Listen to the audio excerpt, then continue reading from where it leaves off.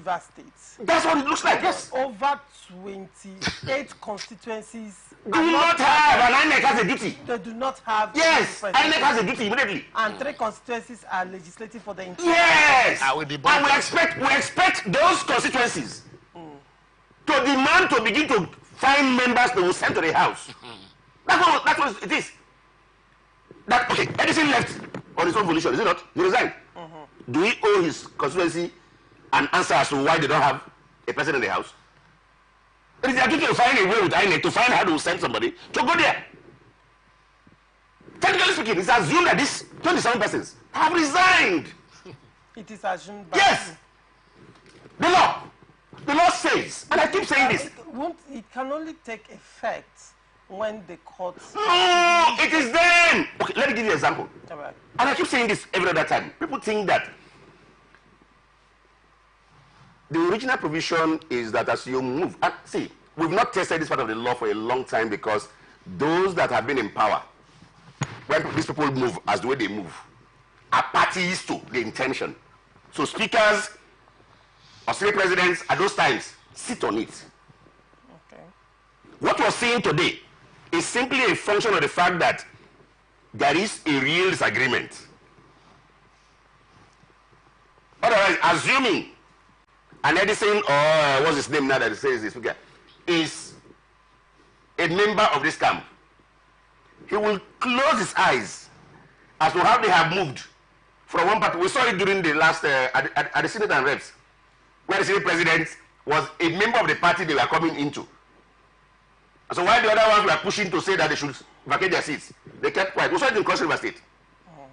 But then, isn't there a proviso in the law, the Constitution, that Constitution, isn't that a proviso that gives them a lacuna to go to court, which has already happened? No, they have to go and get that mandate back. The 27 lawmakers, they came up with a reason why they left. Now, that is why the matter is in court. Good. The court now wants to decide. Until the court says otherwise, they can't come in. And I'll give you an example. When a governor is impeached, the governor of Edo State, deputy governor of Edo State was just impeached. The validity or otherwise of that impeachment is in court. If he decides to, will he remain in the office? He will go and begin to find a way to change it to say he was not the impeachment was wrong. This is headed until he gets it and comes back. You can't put the responsibility back, and that's what they are suffering now. As I said before, it is because the speaker, for the first time, the law is tested properly.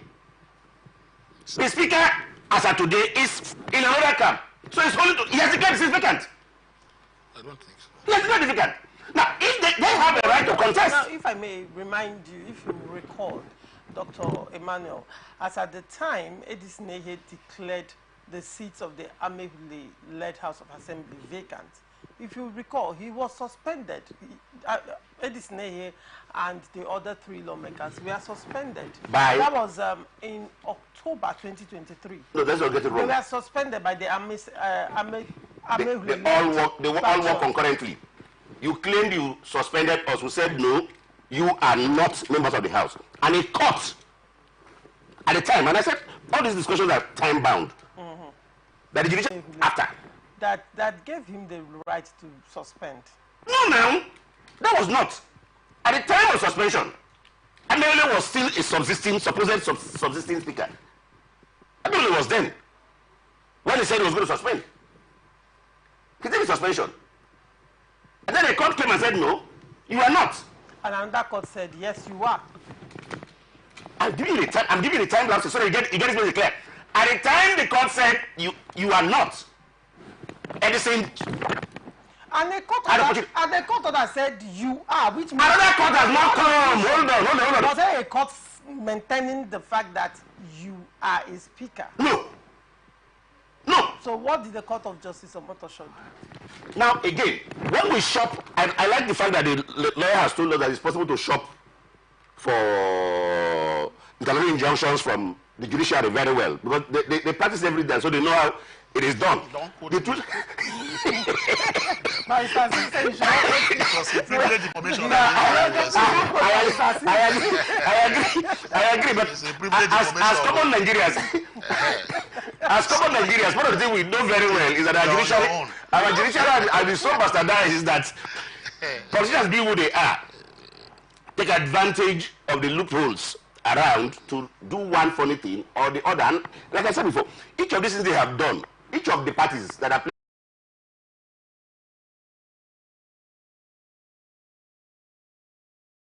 advantage of time. If you watch when the court said Edison's group was the legitimate group, what they were pursuing for then was how to present the budget. The court did that one. As long as they got that one, they had the opportunity of doing what? Presenting the budget. The budget they are using till now. Now, when you came back and have your own, the question is, under what law did I present the budget? There was a court judgment that said these persons were organized, and now I present my budget. So now, and after that, what happened? Now, if that is your line of argument, let me ask you, Dr. Emmanuel. Now, the governor, after the court recognized, after he presented the appropriation bill to the Atn faction, much later, the governor presented commissioners to the Atn led faction. The governor still pays their salaries. I will explain that to you. The governor has presented bills to that faction. You were here. Make it make sense to me. You were here when I told you. Thank God you've brought it out. The motor shows thing came after the recognition of AEs. Now, does that mean I'm coming. the governor is confused? It's not. He's following the time. He's following the time. Presenting. He is following the time of the judgment. And then working with this. No, you're not getting it. He's following the time of. If today, which is still very possible, because I'm not in the minds of the judges. If today the substantive case is heard, and a judgment comes to say Amirule and his group are legitimate members of the House and Speaker, the governor has nothing to do immediately. If you recall, Dr. Emmanuel, the governor presenting the commissioners to the Martin Amehule House of Assembly was not as a function of the judgment of Justice Omotosho. It was as a function of a peace pact he signed in Abuja. And one of the agreements that he signed in that peace pact was to reabsorb the commissioners and present them to the House of Assembly. There was no part of also come out to say that the peace pact was a political solution and it was not considered. So that would not mix it up. Sorry. Why did the governor choose to do that? I have just informed you. An initial judgment has recognized AEs, for which I had done what was necessary there. Another injunction came, recognizing Amirule. Are you saying hold on. the judgment of Justice Omotosho made the nonsense of the judgment recognizing Edison's?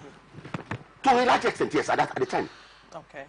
Because it was, and that's why I'm saying they keep doing this conflicting thing, and that what you need to obey as a person is the last pronouncement. Are they in the military? That's what is happening. Are they in the military? That's what the judiciary have to follow that is what the judiciary is making up, because the judiciary is the last pronouncer. That is what the judiciary has turned our country to. Can a high court set aside the order of another high court? You said no. I said no. So how now? If another high court comes out today to make another order recognizing if you do it today, it won't work. There is 6 days. I just told you. There is 6 days, except this judge. I remember reviews. Barrister Sims here explained that there are different orders, and with respect to Martin Amehule, an interlocutory injunction was an interlocutory injunction. Look. Pending when judgment is heard. This thing he gave here too, he told you pending when judgment. But as far as we're concerned, the injunction is not a substantive injunction. What they've done here, after 6 days, this particular one, except they review and extend the time. This particular one they've also given 6 days, it will expire. Okay, how did you determine that the order by Justice Omotosho falls into this kind He has told you, the lawyer has given us 2 kinds of injunction that. The lawyer said that the order of Justice Omotosho is subsisting, It's not. pending when judgment is. It's not. Okay. The order of recognition is not. In the order of recognition. Yes, it's not. And in the order of recognition, according to you, it has to do with time. It's all of them are time. You can't give me, he did mention to you here that these injunctions are injunctions where the other party is usually not called in. Okay. There are orders that requires, that connote some level of emergency of a problem that's going to happen. Ex parte order. So they have that level of, so they do it just to hold the fire from burning. Okay. And it's time bound. All right. That it's only when within the time or before the time expires they come to say they're extending it. Perhaps if the fire is still likely to, until they get whatever it's. But all of those things they've been doing are all time bound. It's after the period. And like I said, these judgments are shot for purposes by politicians. All right. And they'll be very smart to do that right, left, and center. Of course, I have a reason to say. They've been doing that right, left, and center. They keep doing it quickly to see how much they will get from it. I will keep warning. If there is fire in this country, the only people that will be putting this fire It's judiciary. is judiciary. Interesting. We will expose ourselves to the handworks of the politicians. All right. Barrister Sims, you wanted to react to. No, the potpourri and you know, the eschatological arguments here. I'm against it. I don't agree. There's no congruency between his thought and mine on those. He has his opinion. I have my opinion, but I largely do not agree with him with due respect. His thoughts are so many that I don't even know where to start from. But first of all, let me start on vacating or vacation or any word you want to use on those things. Section 109G says if you leave your seat, you go from party A to party B, you lose your seat. He now came and said, however, provided, he said provided, that is the word used in the proviso. Because there are certain sections of the law that do not have proviso. It means that it is stricto sensu the way it is. But once a law has a proviso, it means that that proviso can be activated by a party. And that proviso in this case is that, he said, provided as I'm changing from party A to party B, I am able to explain that there is division in my political party that warrants me or warranted my leaving my party A to party B. Do you understand the point now? Now the court did not, the constitution did not state which body I should go and narrate, this my, I left that party, sir. I have written to the speaker that I left PDP because there's problem. The speaker is PDP. He will tell you, since it's against you, say there's no problem in our party. So can you be a judge in your own matter in case of the speaker? Because this was presented to the speaker that this is the reason why we are leaving. And you are at cross purposes with them. You say no, there's no whatever in our party. PDP is intact. Who gave that speaker the right to do this? That is what I am going to tell you what the solution is. 2,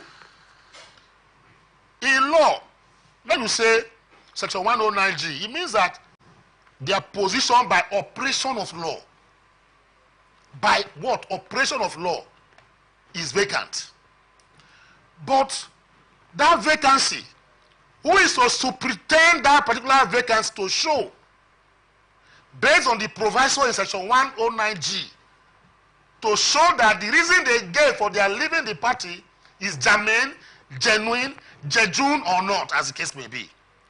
The only authority that can, activate that proviso in such a section 109G is the judicature. That is why you see the Abegunde case, which is the locus, I think that should be the locus classicus in all of all this. When Abegunde jumped, a ship from Labour Party to another party, they declared his seat vacant. He ran to court immediately to activate that proviso that says, give reason, let me see the reason why you left that party, you left your party under the constitution. He now gave his reason.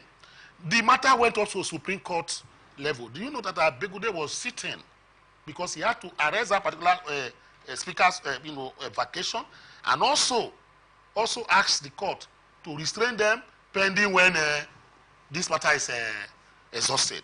The matter went from Federal High Court to Court of Appeal, I think Court of Appeal to Supreme Court. While the matter was going through these gamuts of courts, he was sitting. He was contributing to whatever was going on in the House. Later, the court, that is the Supreme Court, now decided that no, you ought not to be there. That they have examined Labour Party in Ondo State. Because people are confusing that issue with this, what is happening here. That they have examined Labour Party in Ondo State, that Labour Party in Ondo State do not have schism, or they are not in problem. That even if Labour Party has a problem as a political party, they have their national headquarters in Abuja. Justice Onoegen is giving his lead judgment said, let me give for an example. If a bank like one of these big banks, they have branches all over Nigeria. Are you saying that if one branch of that particular bank has issues, it means that the whole of that first bank will close down? Do you understand the point now? That was the reason that they use in unraveling that particular design head. That is why they say you can go. So the person, authority that has that right, the premature authority to, vacate is, the High Court. And not just the High Court, the Federal High Court. Under Section 273, sub 3, I can read it for you here. It is only the Federal High Court, based on Section 251, that has a particular jurisdiction to say whether the governor's seat has been vacated or a member of the House of Assembly seat has been vacated. I can read it to you there. All right? So it is the Federal High Court that has that premature authority. That is my own opinion on this. Then the second, the last one I want to talk on this is this. When you say a particular matter, elapsed by operation of law, it is incoherent until the court decide otherwise. What am I trying to say? A good example and analogy is this. I am a tenant in a house. The landlord owns the house. February of this year, my rent expired. March, April, May, I'm still in the house. The lawyer will write and say, by operation of law, your tenancy has expired in Street 3, the property of my client. Vacate, 7 days vacate, another 7 days vacate. If I don't vacate, the landlord cannot come there and butcher me and throw my things out, even though my rent has expired. That is a function of what they call the operation of law. Operation of law, he says, I'm no longer your tenant, but you cannot come in there and use force to throw my things out. You have to go and get an order of court. And when you get that order, you go to the magistrate and file this. I will go there, court will ask me, which they are supposed to ask the legislators, why did you leave PDP to APC? Let's examine it. It is not the speaker. Like the example I'm giving to you now, the court in magistrate court will look at the tenant and say, your rent expires today, and by operation of law, it has gone. Why you see there? I begin to give me and say, no, that reason is not tenable. It's not tenable at all. Please, I rule that you move out of that place now within the next 48 hours, etc. It is only when I do not move out that the landlord he will not use the police to flush me out. Either throw my things out or throw the person's things out. That is just the example I give under Section 109 when people say, operation of law. Then you go to Section 102. Section 109G, in the Joshua Dariye case that went to Supreme Court, the Supreme Court said, you cannot even rely on and begin to do your business. You can sit, if you are 3, people can sit. But any business that has to do with 1/3, 2/3, to take, for instance, to pass budget, it explicitly states that it needs 2/3 of all members of the House of Assembly to do that. The 3 members, the Jumbo, ex-party order speaker, can sit, or they can be sitting and drinking wine, crossing their leg, discussing issues that does not need 1/3 or 2/3 to do. But you cannot do 2/3 as 3. Can you tell me what 2/3 of 3 is? 2/3 of 3 is 2. Wait, 2/3 of 3 is 2. Yes. So wait, 2/3 of 3 is not the whole of them. No, It's not. The whole of It them is not. The whole It of is them not. is a function No. of illegitimate members. No, it is not. No, it is. It is not. The whole. It is the not. whole at any point in time. It is not. Wait, sir. Let me learn. Excuse me, sir. It is not so. Let me tell you why it is not so. The Constitution says all members of the House of Assembly. Legitimate members. Good, not legitimate members. It is stated there. I can read it to it this time. And Supreme Court now said that, for instance, for you to impeach Joshua Daria as governor, that you need 2/3 of all the members and not 9 members, because 10 of them or 11 of those people defected to other parties. So remaining 9 who now declare the seat of those people vacant, and we're now performing the functions of the House of Assembly of Plateau State. Supreme Court now said 9 of you or 7 of you cannot sit down here and impeach a governor because you didn't get 2/3. Constitution says you must have 2/3 of all members. For you to do that, you can have a quorum, 1/3, you can sit and deliberate. But any matter that involves budget passing, impeachment, vacation of whatever the case may be, you need 2/3 of all members. And the Supreme Court in that particular case went further to define what all means. In that particular Joshua, it defined what all means. Said everything, the whole members, all complete. Okay. That is what the Supreme Court described. All right. He now said, finally, on Noege, I love him so much. He now said that the Constitution of Nigeria, even the Magna Carta, even the American Constitution, does not or did not contemplate where a minority will sit in the legislature and legislate against the majority members who are in that place. That the law does not contemplate such. Okay. That's all they're speaking in that particular matter. All right. That the law does not contemplate where a minority will lord it over the majority. For instance, 27 members represent constituencies. Only 3 constituents are whatever are making laws, whatever state now as the case may be. So what now happens as the case may be? All right. It becomes a problem. Okay. Dr. Emmanuel, quickly, let me have your say. Very quick one. When we keep mentioning the whole, as far as I am concerned, is the sum of legitimate members. No. It's here in the Constitution. It's here. I need to show you something now. No. As of today, for instance, one of the members is dead. So I'll go and dig him or her from the grave to come and complete the 32.